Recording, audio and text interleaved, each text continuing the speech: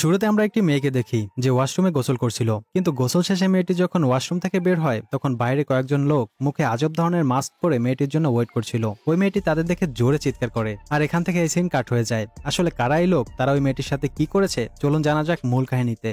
কাহিনীর শুরুতে আমরা ফারহানা নামের একটি মেয়েকে দেখি, যে কিনা মুসলিম ফ্যামিলির মেয়ে। ফারহানার বিয়েও হয়েছে, সে তার 3 বাচ্চা ও হাজবেন্ডকে নিয়ে নিজের বাবার বাড়িতে থাকে। ফারহানার বাবার জুতার দোকান রয়েছে, যেখানে ফারহানার হাজবেন্ডও কাজ করে। বর্তমানে তাদের দোকান খুব একটা ভালো চলছিল না, তবে অতীতে কোনো এক সময় এই দোকান অনেক ভালো চলতো। ফারহানার বাবা এই দোকান চালিয়ে তার 3 মেয়েকেই বিয়ে দিতে পেরেছিল। তাছাড়া ফারহানার হাজবেন্ড অনেক সাদাসিধা লোক, এবং তাদের ইনকাম যা ছিল তা দিয়ে বাচ্চাদের পড়ার খরচ হতো না। এখন ঘরের এই অবস্থা দেখে ফারহানা তার বাবাকে জিজ্ঞেস করে, যদি আপনি অনুমতি দেন তাহলে আমি কোনো চাকরি করি। কিন্তু ফারহানার বাবা পুরনো যুগের মানুষ, সে বাড়ির মেয়েদের বাইরে কাজ করা পছন্দ করতো না। এমনকি ফারহানার কাছে নিজের একটা মোবাইল ফোন নাই, যত কল আসতো তা সবই ঘরের ল্যান্ডলাইনে আসে, আর সেটা রিসিভ করার অনুমতিও ফারহানার ছিল না। কোনো উপায় না পেয়ে ঘরের খরচ চালাতে ফারহানা তার প্রতিবেশীর থেকে টাকা ধার করে। তারপর সে করিমের সাথে নিজের বন্ধুর বিয়েতে যায়। এখানে ফারহানা সবাইকে দেখে ভাবে, আসলে এই লোকেদের লাইফ কতটা সুন্দর, আমার লাইফ কখন এমন হবে। তখন ফারহানার সাথে তার ছোটবেলার বন্ধুর দেখা হয়, যার নাম নিত্য।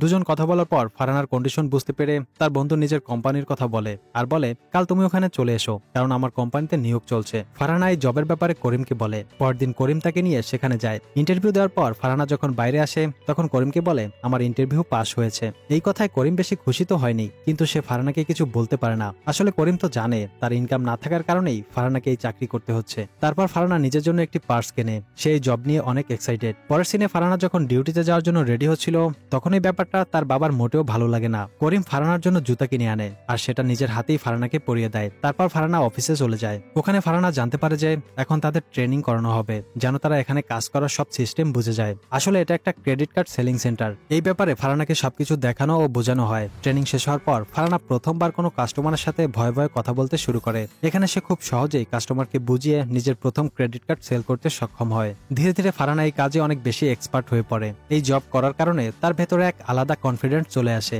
এখানে স্যালারি ও সুযোগের মাধ্যমে ফারহানার ঘর এখন খুবই ভালোভাবে চলছে। কিন্তু তার অফিসের বিল্ডিং এ উপরের ফ্লোরে অন্য একটি ডিপার্টমেন্ট ছিল।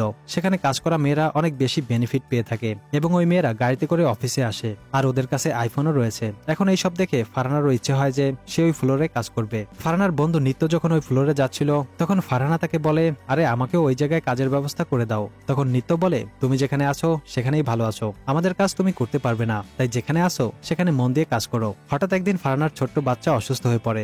সবাই তাকে নিয়ে হসপিটালে যায়। ওখানে ডক্টর বলে বাচ্চার লাঞ্চে প্রবলেম হয়েছে, তাই দ্রুত অপারেশন করতে হবে। এরপর লোন নিয়ে বাচ্চার অপারেশন করা হয়, কিন্তু এখন এই লোন পরিশোধ করতে হবে। তাই ফারহানা নিত্যকে তার এই প্রবলেমের কথা বলে, আর তাকে রিকোয়েস্ট করে ওই অফিসে চাকরি দেওয়ার জন্য। না চাইতেও নিত্য ফারহানাকে নিয়ে তার বসের কাছে যায়। তারপর বস নিত্যকে বলে, তুমি ফারহানাকে এই কাজের ব্যাপারে সবকিছু বুঝিয়ে দাও।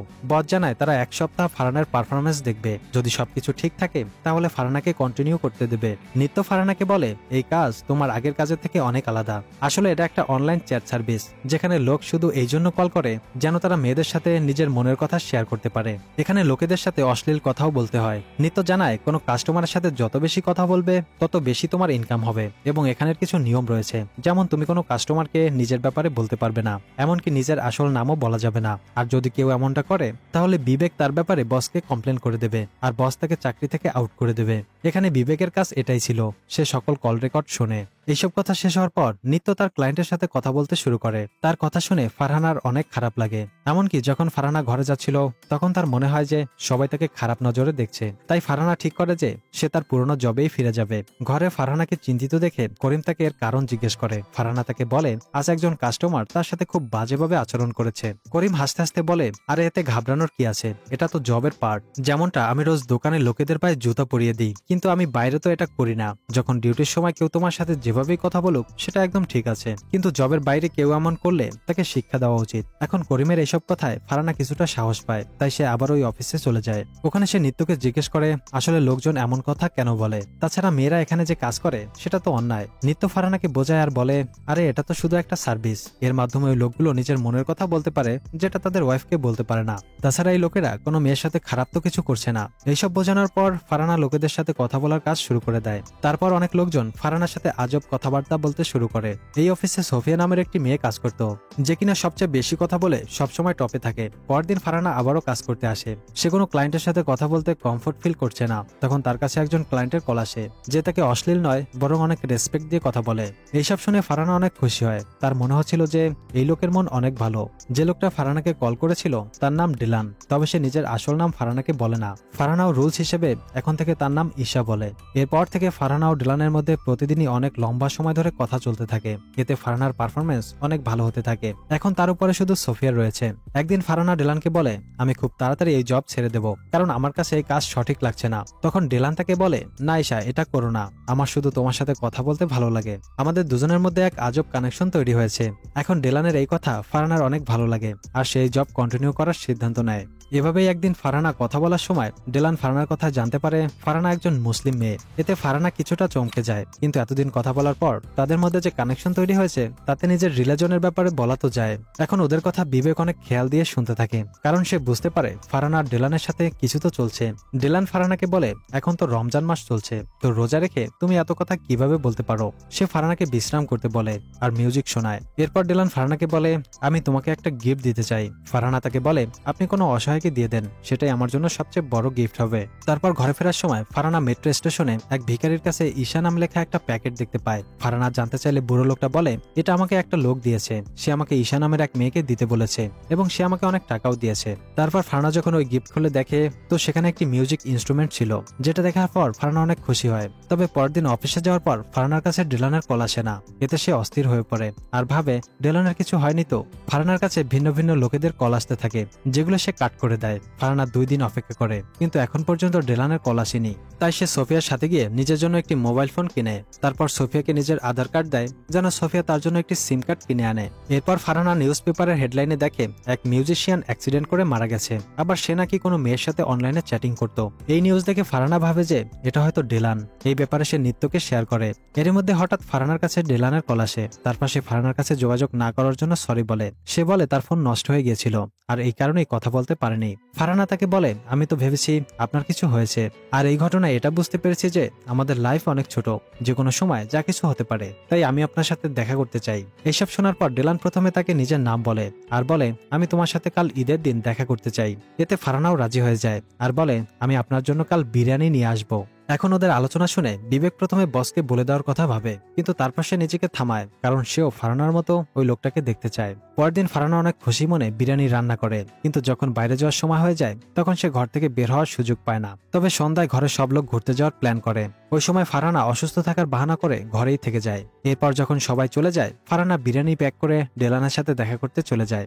রাস্তায় করিম ফারহানাকে কোথাও যেতে দেখে ফেলে। সে চুপচাপ ফারহানাকে ফলো করে। কিছুক্ষণ পর ফারহানা মেট্রো স্টেশনে পৌঁছায়। সেখানে বিবেকও ওয়েট করছিল। সেও ফারহানার মতো ডিলানকে দেখতে চায়। তখন ফারহানার কাছে নিত্যের কল আসে। নিত্য তাকে বলে যে সোফিয়া তার কোনো ক্লায়েন্টের সাথে বাইরে দেখা করত, আর ওই ক্লায়েন্ট সোফিয়াকে একটি হোটেলে নিয়ে যায়। সেখানে আরো লোকজন ছিল, তারাও সোফিয়ার সাথে এনজয় করতে চায়। আর তখন জোরাজুরি করার সময় সোফিয়ার গলায় কোনো ধারালো জিনিস ঢুকে যায় এবং তার মৃত্যু হয়। আসলে মুভির শুরুতে এই ঘটনা দেখানো হয়েছিল।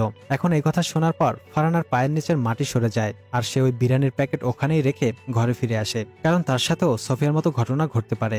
যখন সে ঘরে চলে আসে তার আগে থেকেই পুলিশ ঘরে আসে। তারা সোফিয়ার জন্য এসেছে, কারণ সোফিয়ার ব্যাগে তারা ফারহানার আধার কার্ড পেয়েছে, যেটা ফারহানা ফেরত নিতে ভুলে গিয়েছিল। পুলিশ ফারহানাকে জিজ্ঞাসাবাদ করে চলে যায়। তারপর ফারহানার ফোনের ব্যাপারে জেনে যাওয়ার পর এবং এই সবকিছু হওয়ার কারণে ফারহানার বাবা তার উপর অনেক রাগ করে। তবে করিম তার উপর কোনো কথা বলে না। তবে পরের দিন যখন ফারহানা নিত্যকে কল করে কাজে আসবে না জানায়, তখন করিম তাকে বলে, তুমি হঠাৎ কাজে যাওয়া বন্ধ করে দিলে লোকজন ভাববে হয়তো তুমি কিছু করেছো, তাই তোমাকে কাজে যাওয়া উচিত। তাই করিমের কথা মেনে ফারহানা আবারও অফিসে যায়।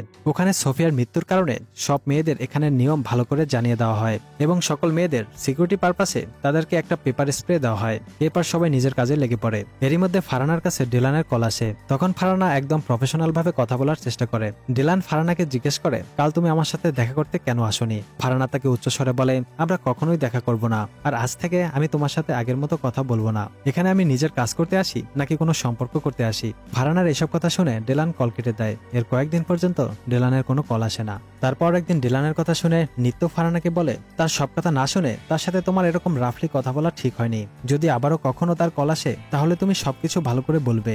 এইসব শোনার পর ফারহানা ডিলানকে সব সত্যি বলতে রাজি হয়ে যায়। তারপর যখন ডিলানের কল আসে, ফারহানা কিছু বলার আগেই ডিলান তাকে বলে, তুমি ভেবেছো আমার সাথে কথা না বললে আমি তোমার ব্যাপারে জানতে পারবো না? বিগত দিন যখন আমি তোমাকে ফোন করিনি ওই সময় আমি তোমাকে ফলো করেছি, তুমি আমাকে না করেছো, এখন দেখো আমি তোমার সাথে কি করি। তারপর ডিলান ফারহানার আসল নাম ধরে ডাকে এবং তার অফিস থেকে ঘর পর্যন্ত ঠিকানাও বলে দেয়। সে বলে, আমি ততক্ষণ তোমাকে ফলো করতে থাকবো যতক্ষণ তুমি নিজেই আমার সাথে দেখা করতে না আসবে।